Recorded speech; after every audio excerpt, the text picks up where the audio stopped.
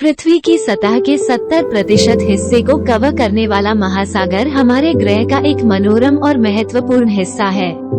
यह विविध प्रकार के समुद्री जीवन का घर है, मौसम के मिजाज को प्रभावित करता है और वैश्विक तापमान को नियंत्रित करने में महत्वपूर्ण भूमिका निभाता है। इस व्यापक लेख में हम महासागर के गठन और तल से लेकर इसकी धाराओं, जीवन क्षेत्रों और इसके सामने आने वाली चुनौतियों तक इसके विभिन्न पहलुओं पर विस्तार से चर्चा करेंगे। समुद्र की विशाल और रहस्यमय दुनिया की इस आकर्षक खोज में हमारे साथ जुड़ें। महासागर निर्माण, पृथ्वी के इतिहास का अनावरण। महासागर का एक उल्लेखनीय इतिहास है जो अरबों वर्ष पुराना है। जैसे ही पृथ्वी ने आकार लिया, ये धीरे धीरे हल्की और भारी चट्टानों की परतों में विभाजित हो गई। हल्की चट्टान ऊपर उठी और ग्रह की परत का निर्माण किया, जबकि भारी चट्टान डूबकर कोर और मेंटल का निर्माण किया। समुद्र में पानी की उत्पत्ति नवगठित पृथ्वी के भीतर चट्टानों से हुई है। जैसे ही पिघली हुई चट्टानें ठंडी हुई, उन्होंने जलवाष्प और अन्य गैसें छोड़ी, अंततः संघनित होकर भूपर्पटी को एक आदिम महासागर से ढक दिया। आज भी महासागर पृथ्वी के आंतरिक भाग से गर्म गैसों के माध्यम से अपनी गहराई में नया पानी उत्पन्न करना जारी रखता है। ये चल रही प्रक्रिया समुद्र की गतिशील प्रकृति और ग्रह के जल चक्र में इसकी महत्वपूर्ण भूमिका का प्रमाण है। महासागर तल, छिपे हुए आश्चर्यों का अनावरण। वैज्ञानिकों ने 1920 के दशक में इको साउंडर्स नामक नवीन उपकरणों का उपयोग करके समुद्र तल का मानचित्रण करना शुरू किया। सोनार तकनीक का उपयोग करने वाले इन उपकरणों ने शोधकर्ताओं को ध्वनि तरंगे उत्सर्जित करके पानी की गहराई मापने की अनुमति दी। मानचित्रण से समुद्र तल पर असंख्य भौतिक विशेषताओं का पता चला, जिनमें विशाल पर्वत, गहरी घाटियां, खड़ी चट्टानें और विशाल मैदान शामिल हैं। समुद्र की परत ज्वालामुखीय चट्टान की एक पतली परत से बनी है, जिसे बेसल्ट के नाम से जाना जाता है। समुद्र तल को कई अलग अलग क्षेत्रों में विभाजित किया गया है, जिसमें महाद्वीपीय शेल्फ एक महाद्वीप का पानी के नीचे का विस्तार है।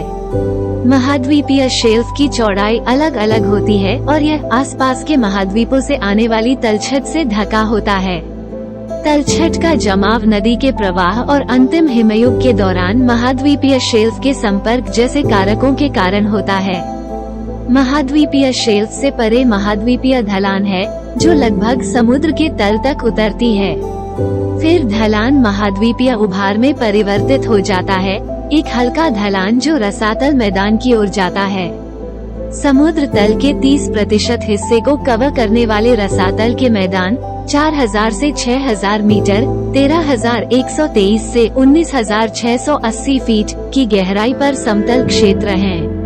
ये मैदान बारीक कणों वाली तलछट से ढके हुए हैं और विभिन्न समुद्री जीवों के लिए महत्वपूर्ण आवास के रूप में काम करते हैं। रसातल के मैदानों से पानी के नीचे ज्वालामुखीय चोटियां निकलती हैं, जिन्हें सीमाउंट कहा जाता है, जो रसातल के मैदानों में बिखरी हुई हैं। इसके अतिरिक्त समुद्र के नीचे के पहाड़ों की एक विशाल श्रृंखला, जिसे मध्य महासागर कटक के रूप में जाना जाता है, पृथ्वी को घेरती है, जो 64,000 किलोमीटर 40,000 मील तक फैली हुई है।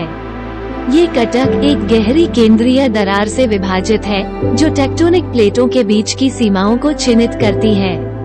यह इस दरार के माध्यम से है कि पिघली हुई चट्टानें पृथ्वी के आंतरिक भाग से बाहर आती हैं, जो समुद्र तल के फैलने की प्रक्रिया में योगदान करती हैं। महासागर जीवन क्षेत्र, विविधता की दुनिया।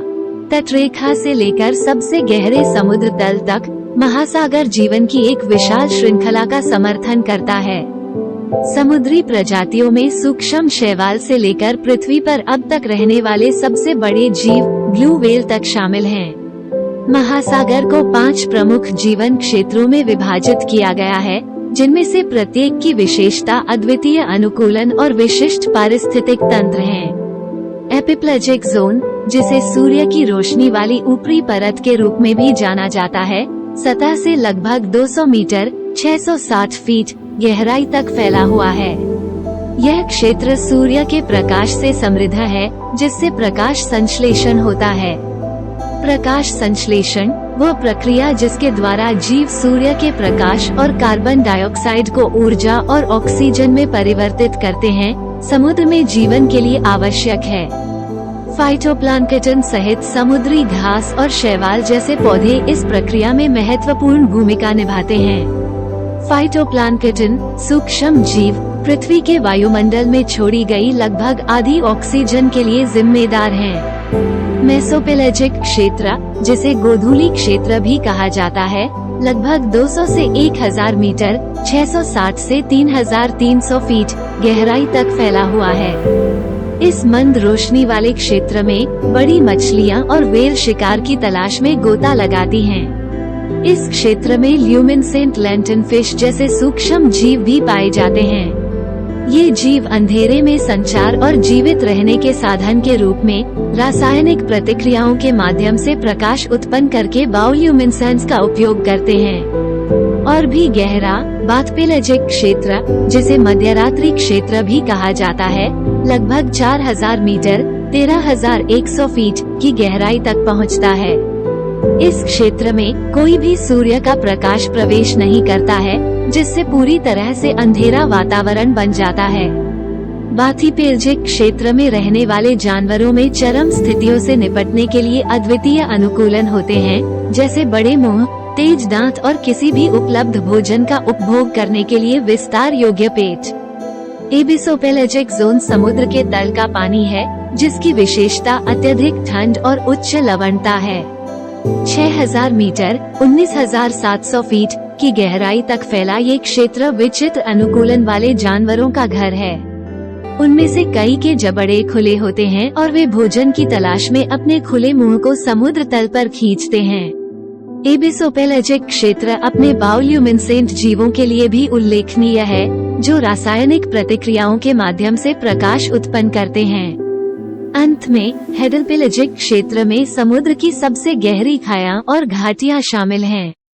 यह एक कठोर और कम आबादी वाला वातावरण है, जिसमें केवल कुछ ही जीव, जैसे छोटे आइसोपोड, इन चरम गहराई में जीवित रहने में सक्षम हैं।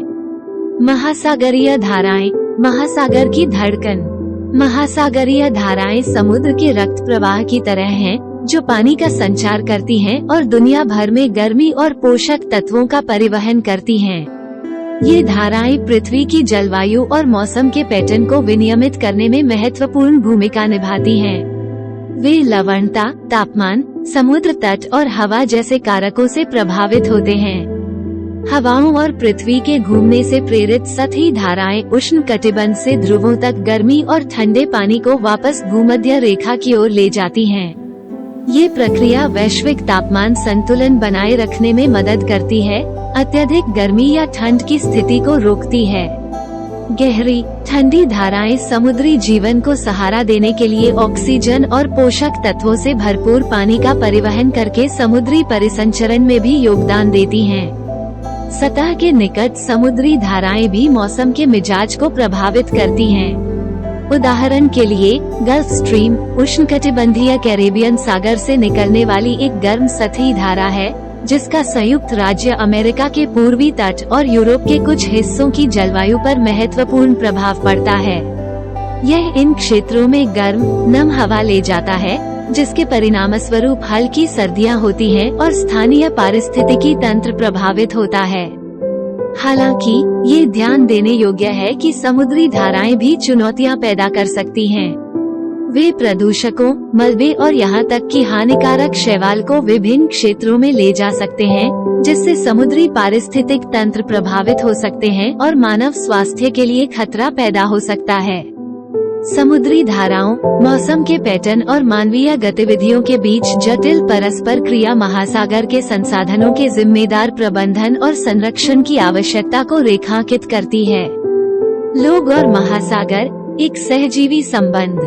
हजारों वर्षों से लोग जीविका, व्यापार और अन्वेषण के लिए समुद्र पर निर्भर रहे हैं।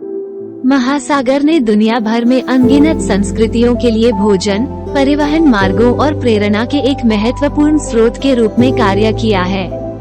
आज महासागर के साथ हमारा संबंध लगातार विकसित हो रहा है, क्योंकि हम स्थिरता की चुनौतियों का सामना कर रहे हैं और इसकी नवीकरणीय ऊर्जा क्षमता का दोहन कर रहे हैं।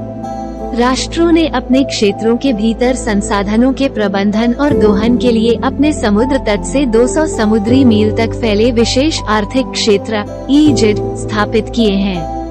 ये क्षेत्र मछली पकड़ने के अधिकार, खनिज निष्कर्षण और अन्य आर्थिक गतिविधियों को निर्धारित करने में महत्वपूर्ण भूमिका निभाते हैं। समुद्र तट के किनारे स्थित बंदरगाह वाणिज्य और सांस्कृतिक आदान प्रदान के केंद्र के रूप में कार्य करते हैं। वे वस्तुओं और लोगों की आवाजाही को सुविधाजनक बनाते हैं, विभिन्न क्षेत्रों को जोड़ते हैं और आर्थिक विकास को बढ़ावा देते हैं। बंदरगाह विविधता के केंद्र भी हैं, जो विभिन्न व्यवसायों और पृष्ठभूमि के व्यक्तियों को आकर्षित करते हैं, जिससे वे संस्कृतियों और विचारों के जीवंत मिश्रण बन जाते हैं। मछली पकड़ना आजीविका और व्यावसायिक गतिविधि दोनों के रूप में सदियों से मानव इतिहास के साथ जुड़ा हुआ है। पेशेवर मछुआरों से लेकर व्यवसाय मालिकों तक लाखों लोग अपनी आजीविका के लिए मत्स्य पालन पर निर्भर हैं। हालांकि अत्यधिक मछली पकड़ने और अस्थिर प्रथाओं ने मछली की आबादी को कम कर दिया है और समुद्री पारिस्थितिकी तंत्र को बाधित कर दिया है। स्वस्थ मछली भंडार बनाए रखने और समुद्री पारिस्थितिक तंत्र के नाजुक संतुलन को संरक्षित करने के लिए संरक्षण प्रयास और टिकाऊ मछली पकड़ने की प्रथाएं आवश्यक हैं। व्हेलिंग, जो एक समय प्रचलित प्रथा थी, में काफी गिरावट आई है, लेकिन कुछ संस्कृतियों में यह अभी भी जारी है। व्हेल आबादी पर इसके प्रभाव और इन बुद्धिमान और राजसी प्राणियों के शिकार से जुड़ी नैतिकता के कारण यह एक विवादास्पद विषय बना हुआ है। नवीकरणीय ऊर्जा के स्रोत के रूप में भी महासागर में अपार संभावनाएं हैं। देश समुद्री धाराओं, तापमान अंतर और लवणता प्रवणता की शक्ति का दोहन करने के लिए ज्वारीय धारा जनरेटर, महासागर तापीय ऊर्जा रूपांतरण OTEC और लवणता प्रवणता शक्ति सहित विभिन्न प्रौद्योगिकियों की खोज कर रहे हैं। ये प्रौद्योगिकियां स्वच्छ और टिकाऊ ऊर्जा स्रोतों का वादा करती हैं, जीवाश्म ईंधन पर निर्भरता कम करती हैं और जलवायु परिवर्तन को कम करती हैं। समुद्र में खनन और ड्रिलिंग गतिविधियों का भी आर्थिक महत्व रहा है। खनिज जैसे समुद्री नमक और हाइड्रोथर्मल वेंट में पाई जाने वाली कीमती धातुएं समुद्र तल से निकाले गए हैं। हालांकि ये गतिविधियां समुद्री पारिस्थितिक तंत्र पर हानिकारक प्रभाव डाल सकती हैं और निवास स्थान के विनाश में योगदान कर सकती हैं। समुद्र के दीर्घकालिक स्वास्थ्य को सुनिश्चित करने के लिए पर्यावरण संरक्षण के साथ आर्थिक लाभों को संतुलित करना महत्वपूर्ण है। प्रदूषण एक बढ़ता खतरा। प्रदूषण समुद्र और उसके निवासियों के स्वास्थ्य के लिए एक महत्वपूर्ण चुनौती है। जबकि तेल रिसाव सुर्खियां बटोरता है, समुद्र में अधिकांश तेल प्रदूषण अफवाह और रोजमर्रा की गतिविधियों से आता है। कारें, वाहन और औद्योगिक प्रक्रियाएं तेल और रासायनिक अपवाह में योगदान करती हैं, जो अंततः नदियों और तटीय क्षेत्रों के माध्यम से समुद्र में पहुंच जाता है। ये प्रदूषण न केवल समुद्री जीवन को प्रभावित करता है, बल्कि मानव स्वास्थ्य और खुशहाली पर भी असर डालता है। कृषि और औद्योगिक स्रोतों से निकलने वाले नाइट्रेट और फॉस्फेट जैसे रासायनिक प्रदूषक हानिकारक शैवालीय प्रस्फुटन और मृत क्षेत्रों का कारण बनते हैं। ये फूल पानी में ऑक्सीजन के स्तर को कम कर देते हैं, समुद्री जीवन का दम घोंट देते हैं और पारिस्थितिकी तंत्र को बाधित करते हैं। प्लास्टिक एक अन्य प्रमुख प्रदूषक समुद्री जीवों के लिए गंभीर खतरा है। समुद्री जानवर अक्सर प्लास्टिक के मलबे को भोजन समझ लेते हैं या उसमें फंस जाते हैं, जिससे चोट लग जाती है या मौत हो जाती है। कार्बन डाइऑक्साइड उत्सर्जन और परिणामी महासागर अम्लीकरण एक और महत्वपूर्ण चुनौती पेश करते हैं। महासागर मानवीय गतिविधियों से उत्पन्न कार्बन डाइऑक्साइड के एक महत्वपूर्ण हिस्से को अवशोषित करते हैं, जिसके परिणामस्वरूप अम्लता बढ़ जाती है। इस अम्लीकरण से कोरल और शेलफिश जैसे कैल्शियम कार्बोनेट शेल वाले समुद्री जीवों पर विनाशकारी प्रभाव पड़ सकता है, क्योंकि यह उनकी सुरक्षात्मक संरचनाओं को नष्ट कर देता है। प्रदूषण से निपटने के लिए एक बहुआयामी दृष्टिकोण की आवश्यकता है, जिसमें एकल उपयोग प्लास्टिक को कम करने और रिसाइकलिंग को बढ़ावा देने से लेकर औद्योगिक उत्सर्जन और कृषि अपवाह पर सख्त नियम लागू करने तक शामिल है। जिम्मेदारी की भावना को बढ़ावा देने और व्यक्तियों और समुदायों को स्थायी विकल्प चुनने के लिए प्रोत्साहित करने के लिए शिक्षा और जागरूकता महत्वपूर्ण है। ग्लोबल वार्मिंग, महासागर पर प्रभाव। ग्लोबल वार्मिंग, जो मुख्य रूप से मानवीय गतिविधियों से प्रेरित है, के महासागर पर दूरगामी परिणाम होते हैं। बढ़ता तापमान ग्लेशियरों और बर्फ की चादरों के पिघलने में योगदान देता है, जिससे समुद्र का स्तर बढ़ जाता है। नदी, डेल्टा और मुहाने सहित तटीय पारिस्थितिकी तंत्र को बाढ़, कटाव और मीठे पानी के स्रोतों में समुद्री जल के प्रवेश के बढ़ते जोखिम का सामना करना पड़ता है। निचले द्वीप राष्ट्र इन परिवर्तनों के प्रति विशेष रूप से संवेदनशील हैं, क्योंकि समुद्र के बढ़ते स्तर से उनके अस्तित्व को खतरा है। गर्म होते महासागर समुद्री पारिस्थितिक तंत्र को भी बाधित करते हैं, जिससे ठंडे पानी के आवास और प्लवक की प्रचुरता प्रभावित होती है, जो कई समुद्री जीवों के लिए एक महत्वपूर्ण भोजन स्रोत है। समुद्र के तापमान और धाराओं में परिवर्तन से प्रजातियों के वितरण में बदलाव आ सकता है, जिससे समुद्री पारिस्थितिक तंत्र का नाजुक संतुलन प्रभावित हो सकता है। महासागर पर ग्लोबल वार्मिंग के प्रभाव को कम करने के लिए ग्रीनहाउस गैस उत्सर्जन को कम करने और नवीकरणीय ऊर्जा स्रोतों में परिवर्तन के लिए अंतर्राष्ट्रीय प्रयास चल रहे हैं। कई देशों द्वारा हस्ताक्षरित पेरिस समझौते का उद्देश्य वैश्विक तापमान वृद्धि को सीमित करना और सतत विकास को बढ़ावा देना है। नवीकरणीय ऊर्जा प्रौद्योगिकियों को अपनाना, संरक्षण उपायों को लागू करना और टिकाऊ प्रथाओं को अपनाना महासागर के दीर्घकालिक स्वास्थ्य और लचीलेपन को सुनिश्चित करने के लिए महत्वपूर्ण कदम है। निष्कर्ष, कार्रवाई का आह्वान। महासागर एक मंत्रमुग्ध कर देने वाला और जटिल पारिस्थितिकी तंत्र है जो पृथ्वी पर जीवन को कायम रखता है। ये प्रेरणा, आश्चर्य और मूल्यवान संसाधनों का स्रोत है। हालांकि इसे प्रदूषण और अत्यधिक मछली पकड़ने से लेकर जलवायु परिवर्तन और आवास विनाश तक कई चुनौतियों का सामना करना पड़ता है। भावी पीढ़ियों के लिए महासागर की सुरक्षा और संरक्षण के लिए हमें कार्रवाई करनी चाहिए। इसमें एकल उपयोग प्लास्टिक के हमारे उपयोग को कम करना, टिकाऊ मछली पकड़ने की प्रथाओं को बढ़ावा देना, नवीकरणीय ऊर्जा पहल का समर्थन करना और महासागर संरक्षण को प्राथमिकता देने वाली नीतियों की वकालत करना शामिल है। हमारे हाथों में सकारात्मक बदलाव लाने और महासागर और उसके सभी निवासियों के लिए एक समृद्ध भविष्य सुरक्षित करने की शक्ति निहित है। एक साथ काम करके हम ये सुनिश्चित कर सकते हैं कि महासागर एक जीवंत और लचीला पारिस्थितिकी तंत्र बना रहे, आने वाली पीढ़ियों के लिए जीविका, प्रेरणा और आश्चर्य का स्रोत। आइए हम समुद्र के प्रबंधक के रूप में अपनी भूमिका निभाएं और इस बहुमूल्य संसाधन की सुरक्षा के लिए कार्रवाई करें। देखने के लिए धन्यवाद। यदि आपको वीडियो पसंद आया तो कृपया लाइक बटन दबाएं। यदि आप और अधिक वीडियो देखना चाहते हैं तो सदस्यता बटन दबाएं और यदि आपको कुछ कहना है तो कृपया एक टिप्पणी छोड़ दें।